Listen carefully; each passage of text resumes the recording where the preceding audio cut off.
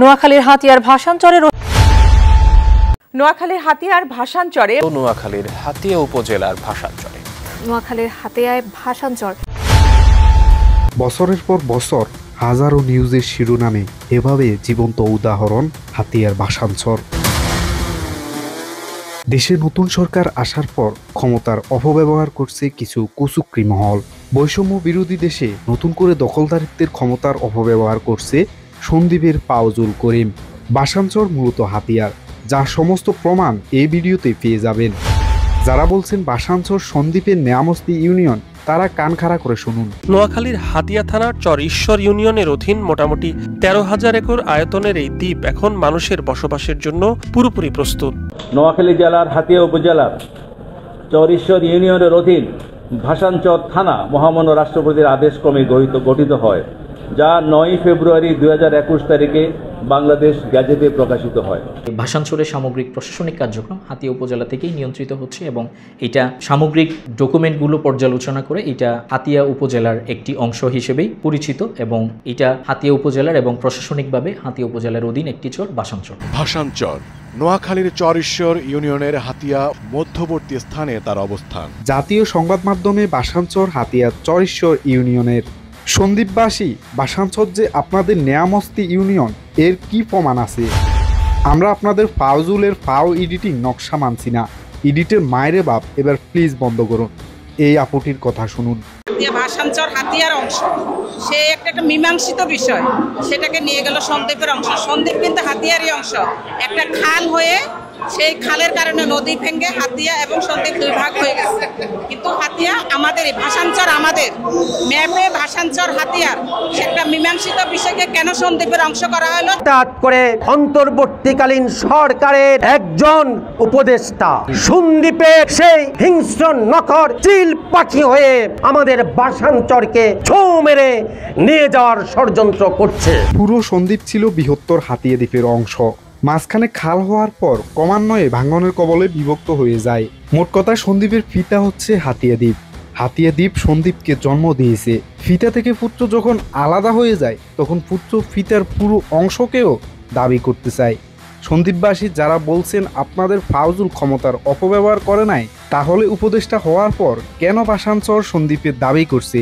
তৎকালীন সময়ে ভাসানচর যখন হাতিয়ার হিসেবে বাস্তবায়িত হয়, তখন ভাসানচর যে আপনাদের সন্দ্বীপে, তখন তো সন্দ্বীপের কেউই দাবি করলেন না। ক্ষমতা পাওয়ার পর এখন লোভ সামলাতে পারছেন না।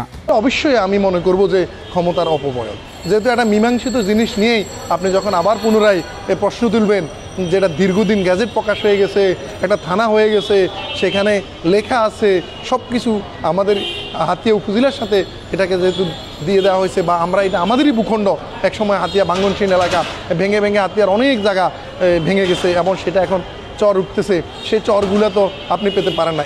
সাহেবানীর চর নামে হাতিয়ার পূর্ব পাশে একটি চর ভেঙে সম্পূর্ণরূপে বিলীন হয়ে যায় মেঘনায়।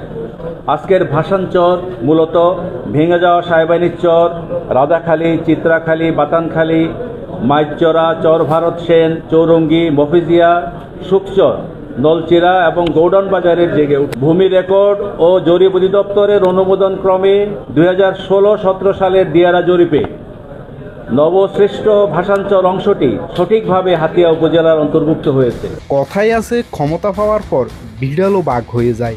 কিছুদিন আগেও ফেরি নিয়ে খেলছে ফাউজুল। কপোতাক্ষ নামের একটি ফেরি হাতিয়াবাসীর জন্য বরাদ্দ হলেও ক্ষমতার অপব্যবহার করে ফাউজুল নিয়ে যায় কপোতাক্ষ ফেরি সন্দ্বীপে। তবুও শান্তিপ্রিয় হাতিয়ার মানুষ চুপ ছিল, কিন্তু আর চুপ থাকবে না।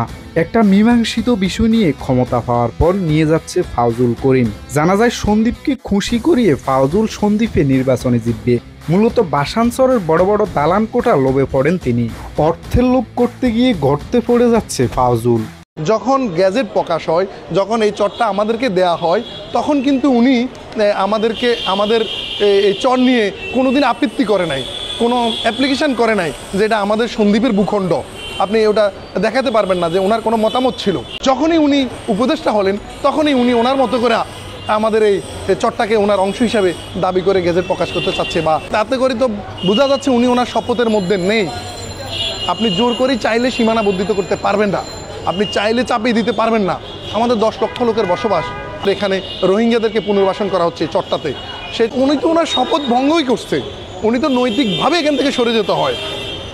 আমি অনুরোধ করব মাননীয় প্রধান উপদেষ্টাকে যে ওনার এই শপথ ভঙ্গ করার কারণে ওনার যে পানিশমেন্ট হওয়া দরকার তাকে সেই পানিশমেন্টটুকু যাতে দেয়। আসলে কি চান সন্দ্বীপবাসী? ক্ষমতার অপব্যবহার করবেন, ধ্বংস হয়ে যাবেন।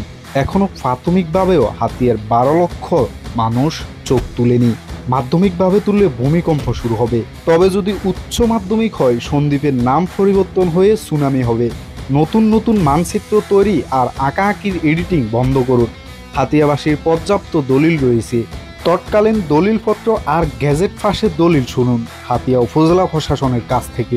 12 জানুয়ারি 2016 সালে তৎকালীন জেলা প্রশাসক নোয়াখালী হাতিয়া উপজেলাধীন যে নতুন জেগে ওঠা চর, যেটা স্থানীয়ভাবে ঠেঙ্গার চর নামে পরিচিত, বর্তমানে যেটা বাসান চর হিসেবে পরিচিত, সেটার দিয়ারা জরিপ সম্পাদনের জন্য মহাপরিচালক ভূমি রেকর্ড ও জরিপ অধিদপ্তরে পত্র প্রেরণ করেন। তৎপ্রেক্ষিতে ভূমি রেকর্ড ও জরিপ অধিদপ্তর 2021 সালে 6টি মৌজা করে নোয়াখালী জেলার হাতিয়া উপজেলার অধীন 6টি মৌজায় বাসানচরে জরিপ গেজেট প্রকাশ করেন এবং এই প্রেক্ষিতেই ভূমি জরিপ অধিদপ্তরের রেকর্ড অনুযায়ী বাসানচর নোয়াখালী জেলার হাতিয়া উপজেলার অধীনে করা হয়েছে। পাশাপাশি হাতিয়া উপজেলার নলচিরা রেঞ্জ এবং জাহাজমারা রেঞ্জ, সেখানে ব্যাপক বনায়ন বিভিন্ন বছরে ব্যাপক বনায়ন করেছেন বলে আমাদেরকে প্রতিবেদন দিয়েছেন এবং বন বিভাগের বাসানচরে স্থানীয় টেঙ্গারচরে বন বিভাগের প্রায় 10,000 একর বনভূমি সংরক্ষিত বনাঞ্চল হিসেবে সরকার কর্তৃক গেজেট প্রকাশিত হয়েছে। এবং আপনারা জানেন বাসানচর থানা নামে একটি থানা প্রতিষ্ঠিত হয়েছে, যেটি নোয়াখালী জেলা পুলিশের অধিভুক্ত এবং হাতিয়ার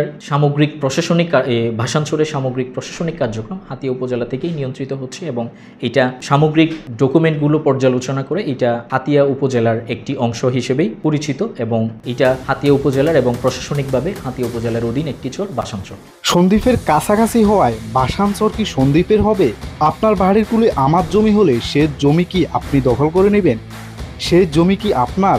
প্রয়োজন হলে বর্গা নিয়ে খান, দখল করে নয়।